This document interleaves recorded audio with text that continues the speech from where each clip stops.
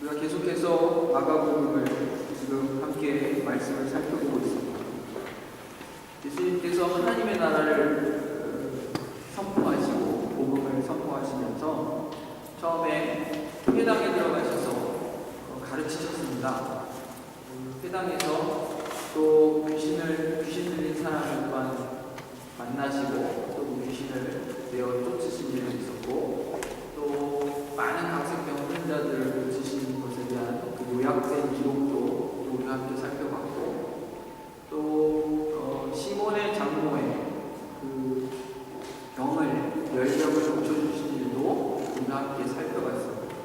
그리고 많은 사람들이 또 그 시몬의 그 장모의 시몬의 집에 와서 예수님으로부터 치유받는 그런 역사도 기록된 말씀도 우리가 함께 살펴봤습니다. 오늘 본문은 한 나병 환자가 예수님께 찾아온 그런 내용입니다. 우리가 함께 그 40절로 살펴보시면 한 나병 환자가 예수님께 찾아와서 고쳐주시기를 구합니다. 고쳐주십시오. 그런데 오늘 본문을 이렇게 살펴보면 예수님께서 그 나병 환자를 보시고 또 그가 하는 말을 들으시고 민망히 여기셨다, 이렇게 기록하고 있습니다. 민망히 여기셨다는 말은 불쌍히 여기셨다는 그런 표현들입니다. 그런데 이 부분을 우리에게 증거해주고 있는 또 다른 사본들에서는, 특별히 서방의 사본들에서는 이 불쌍히 여기시라라는 그 표현을 또 분노하셨다, 이런 표현으로도 사용하고 있는 걸 우리가 보게 됩니다. 예수님께서 나병 환자가 와서 또 얘기하는 것, 그리고 병 고쳐주시기를 원합니다, 이렇게 얘기하는 것을 들으시면서 화를 내셨다는 거죠. 왜 그랬을까? 그것은 나병 환자가 이렇게 얘기해서 그렇습니다. 뭐냐면, 만일 당신이 원하시면 저를 깨끗하게 하실 수 있습니다.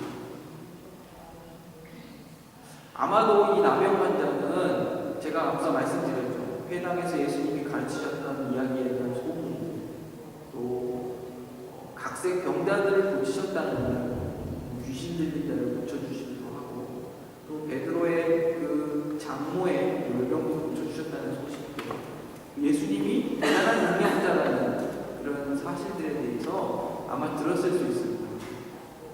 그런데 그가 예수님께 병을 고쳐주십시오, 그런 바람을 가지고 오면서 지금 하는 말이, 만약 당신이 원하시면 저를 깨끗하게 해주실 수 있습니다, 이렇게 말했다는 것입니다.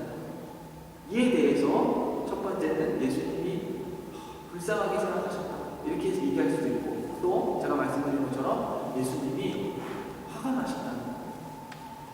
지금 이 나병 환자의 그 태도를 보고, 왜 그랬냐면, 한 학자가 이야기합니다. 나병 환자는 예수님의 그 치유 능력을 믿었다, 이것입니다. 왜요? 많은 소문들을 들었거든요. 예수님은 분명히 많은 사람들을 고치셨기 때문에 그 치유의 능력을 믿었다, 이것입니다. 그런데 예수님이 과연 나병 환자를 고치실 의도가 있는지에 대하여서 의심했다, 이것입니다. 예수님이 과연 나병 환자를 치료해 줄 마음이 있으실까? 이것을 의심했다, 이것입니다. 왜 이런 의심을 했을까요? 예수님은 나 같은 나병 환자를 고쳐주시지 않을 수도 있다, 이렇게 생각했다, 이겁니다. 왜냐하면 그 당대에 여러 문헌들을 근거로, 구약 성경을 근거로 해도 우리가 잘 알 수 있는데, 그 당시의 사람들은 병자는 그의 죄가 사함받기까지 그의 질병으로부터 치유된 것이 아니다, 이런 생각을 가지고 있었습니다. 이것은 어떤 한 랍비의 말입니다. 그러니까 무슨 뜻이냐면, 예수님 당시에 많은 사람들이 병의 원인을 죄 때문이라 이렇게 생각했다, 이거죠. 죄 때문에 하나님께 벌을 받아 병이 들었다, 이렇게 생각했다는 것이죠. 이 나병 환자도 그래서 자기가 죄인이라 생각했을 겁니다. 죄인이다. 그래서 내가 이 몫을 천벌을 받고 있는 것이다. 이렇게 생각했을 것이다. 자기 병은 죄 때문에 생겼고 따라서 죄의 용서 없이는 치유가 없다. 이렇게 생각했다는 것입니다. 그는 치유받고 싶었지만 예수님께서 자기 같은 죄인도 과연 용서하실 수 있을까 의심했다 이것입니다. 그래서 그는 저의 죄를 용서하여 주십시오 라고 말하지 못하고 만일 주님께서 원하시면 이렇게 돌려서 지금 말하고 있는 것이라는 것입니다. 그러나 이렇게 함으로써 치유되지 않는다면 그것은 원인이 무엇입니까? 예수님께서 자기를 용서하지 않으려 하셨기 때문이다. 이런 것이겠죠. 그 원인이. 예수님은 치유의 능력이 있는 건 알고 있지만 내가 치유되지 않는 것은 예수님이 내 죄를 용서하시기 원치 않기 때문에. 저와 여러분은 알고 있죠. 오늘 우리가 함께 찬양을 부르지 않았습니까? 성가대 찬양을 통해서 측량할 수 없는 하나님의 사랑. 우리의 어떤 지식, 우리가 가지고 있는 경험, 이것으로는 가늠이 되지 않는 하나님의 사랑이라는 것입니다. 그리고 그 사랑은 영원하고 신실하고 변치 않는 사랑입니다. 그런데요, 이 사실을 우리는 알고 있지만 이 나병 환자는 알지 못한 겁니다. 저와 여러분은 그 하나님의 사랑 측량할 수 없음을 노래하지만 지금도 여전히 하나님은 어떤 것은 용서하시지 않을 것이야 이렇게 생각하는 분들이 있습니다. 그러면 안 돼요. 하나님은 용서하십니다. 이러한 나병 환자의 어떤 그 모습에 예수님이 동의하셨을 리가 없습니다. 예수님께서 죄인들의 죄를 용서하시는 분입니다. 우리가 다음 주에 살펴볼 일인데 예수님께서 중풍병자를 고쳐주시죠. 그래서 내 친구가 이 중풍병자를 이렇게 침상에 묶어가지고 와서 지붕을 뜯어내고 내려서 이렇게 고칩니다. 그런데 여기서 중요한 사실이 있는데 뭐냐면 예수님께서 네 병이 났으니 가라 이렇게 얘기하지 않으시고 굳이 네 죄가 용서함을 받았느냐 이렇게 얘기하십니다. 2장 10절에 네 죄가 용서함을 받았느냐. 예수님은 단순히 그 중풍병자를 고치시는 데 목적이 있으신 게 아니라 자신이 죄를 용서하러 오신 분임을 증거하시려고 지금 하고 계십니다. 우리가 예수님을 볼 때 그 부분을 잘 봐야 됩니다. 예수님은 능력이 있으십니다. 병을 고치시는 능력. 우리가 생각하는 모든 불가능한 것들을 하실 수 있는 능력. 우리를 만드시고 세상을 만드신 것 같은 그런 창조자의 능력을 가지고 계십니다. 그런데 그보다도 더 중요한 것은 정말 그 하나님께서 그리스도를 통해서 하시려고 하는 것이 무엇인지를 아는 데 있습니다. 보다 근원적인 것, 내 육체의 질병이 고침받는 것, 그보다 더 근원적인 것, 우리가 가진 죄의 문제를 해결하시기 위해서 그리스도가 오셨다는 것입니다.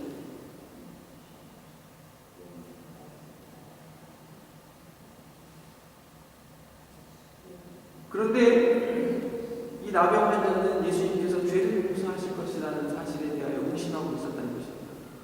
그래서 저는 생각합니다.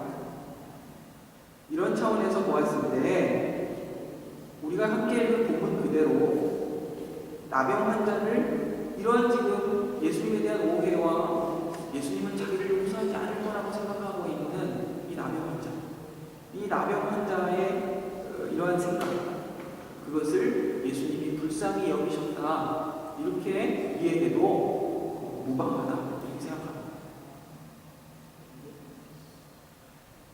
예수님께서 나병 환자를 치유해 주십니다. 죄의 용서가 더 죄의 용서만 받으라 이렇게 하지 않으셨습니다. 오히려 오히려 내가 원한다 하시며 죄의 용서의 의도까지 암시하신 후에 깨끗함을 받으라 이렇게 말씀하십니다. 이 나병 환자의 경우에 치유는 대단히 중요한데 그냥 몸이 낫는 것 그것이 중요한 것이 아니라 자기 죄가 용서함을 받았다는 증거이기 때문에 대단히 중요했습니다. 치유 자체의 목적보다도 치유가 내 죄가 용서받았다는 사실을 증거하기 때문에 더 중요했다는 것입니다. 그리고 예수님께서는 그 나병 환자를 치유하신 후에 제사장에 가서 그 치유받음을 검증하게 하십니다.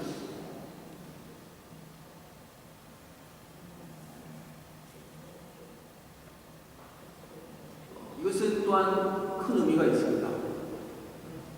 그 레위기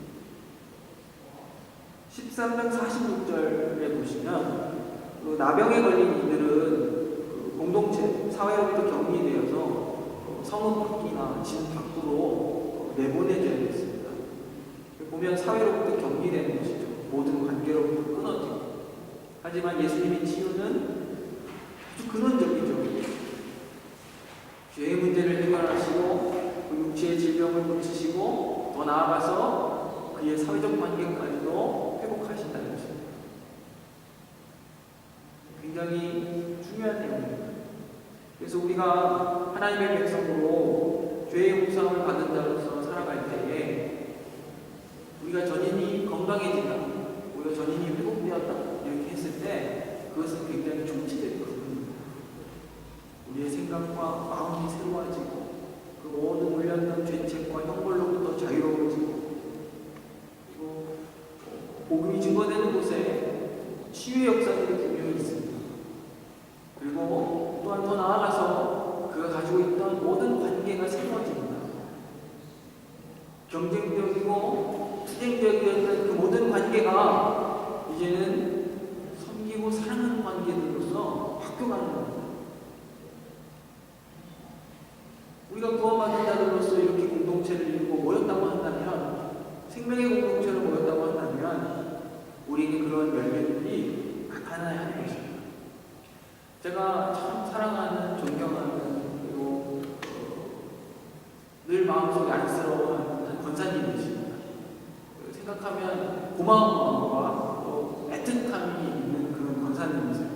지금 거의 94세 되셨습니다. 아주 어려서부터 늘 교회 안에서 뵙고 사랑을 많이 받았습니다. 주일날 예배 마치고 교회 식당에 가서 밥 먹으려고 줄 서 있으면 꼭 한 숟갈 더 주시거나 다른 걸 더 주세요. 그날 메뉴에 없었던 건데 고추를 하나 더 주시든지 김을 하나 집어주시든지, 그날 메뉴는 분명히 맑은 된장국 하나였는데 더 주세요. 근데 청소년기에는 그게 막 싫었어요. 권사님 친구들도 있는데 나한테만 저렇게 주시고 아무 혈연 관계도 아니고 아무것도 아닌데 늘 사랑해 주셨어요.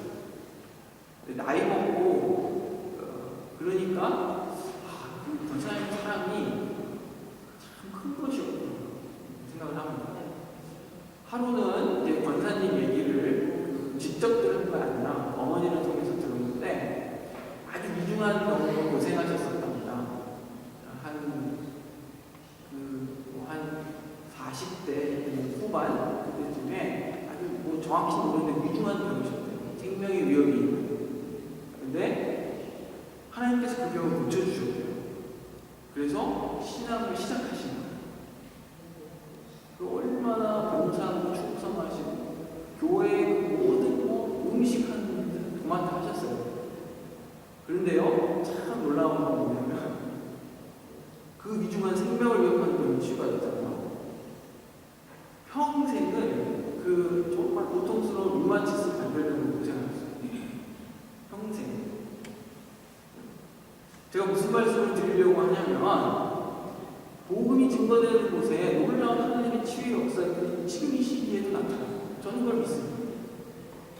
그런데요, 하나님은 그것 자체의 목적을 두고 계시잖아요.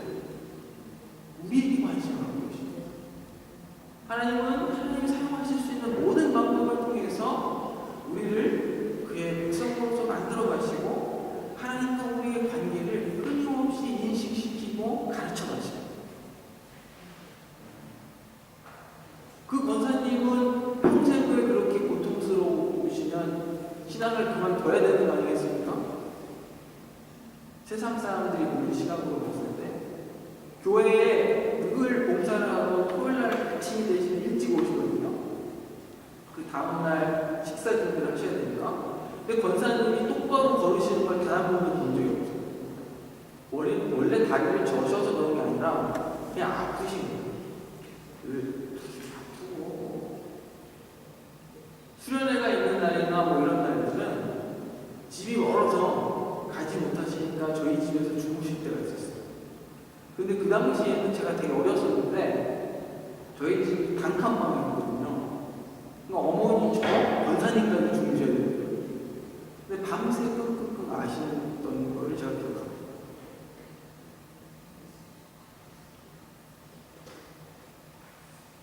그 세상 사람들은 이해가 안 되는 거예요.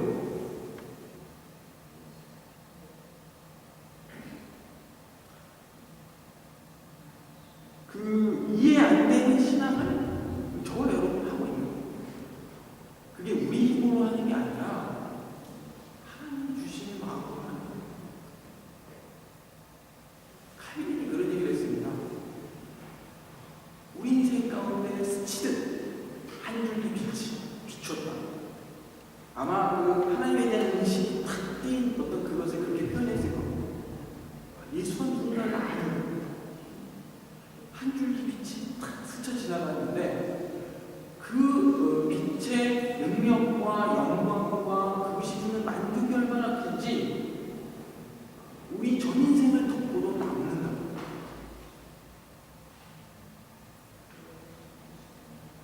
신앙이 그런 것입니다.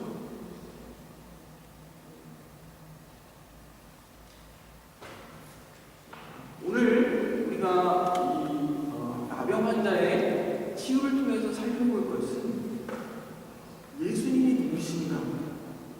예수님이 누구신가? 누가복음 7장 22절에 보시면 세례 요한이 자신의 제자들 예수님께 보냈습니다. 보내서 세례 요한이 의심이 있었던 거예요. 도대체 내가 길을 준비하고 예비했던 메시아인 것 같은데 맞는가? 이런 생각에 제자들을 보내서 물었습니다. 당신이 메시아입니까? 예수님이 뭐라고 그러십니까? 가서 전해라. 문둥병자가 나오고 있고 각색 병든 자들이 나오고 있고 저는 자가 걷고 이런 놀라운 역사가 일어난다. 복음이 증거된다.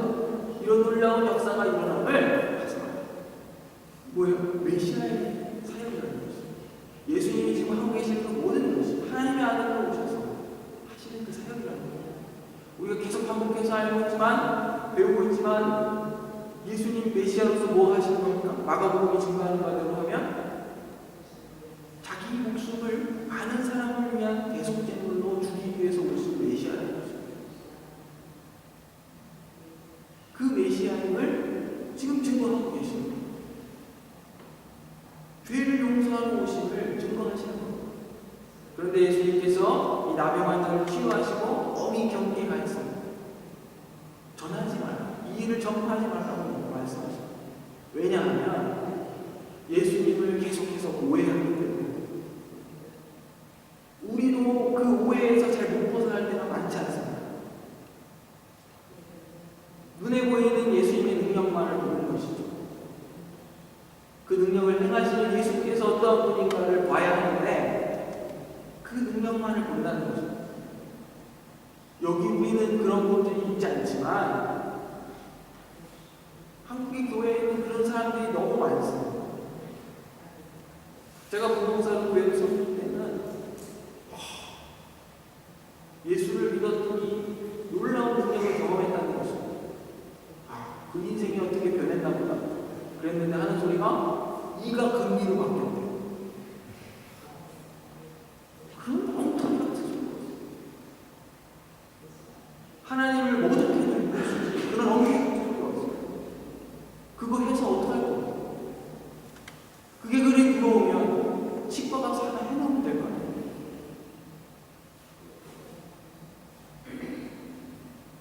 하나님 마무리 없는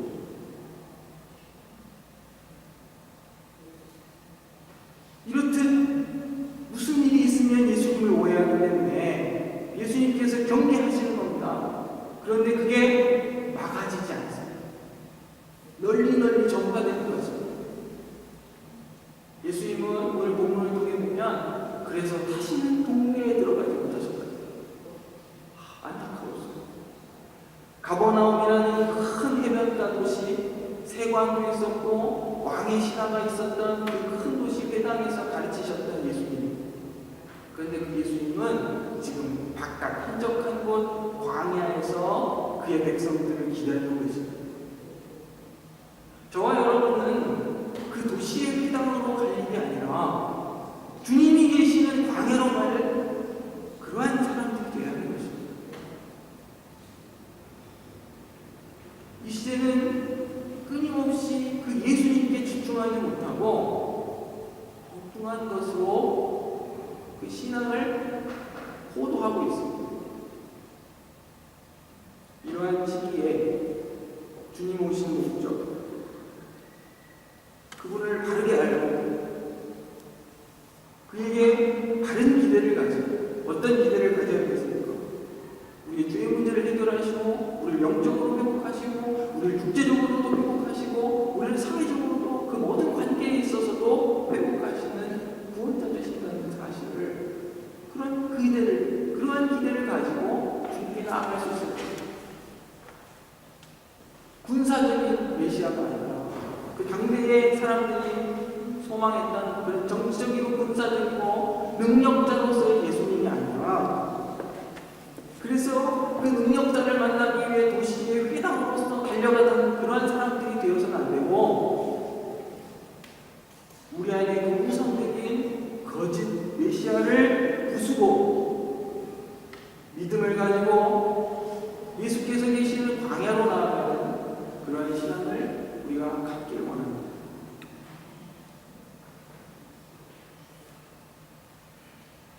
주님께서는 우리에게 원함을 가지고 계십니다. 주님이 원하신다는 거죠. 우리의 죄를 용서하시고 우리를 고치시고 우리를 회복하시고 우리를 세우십니다.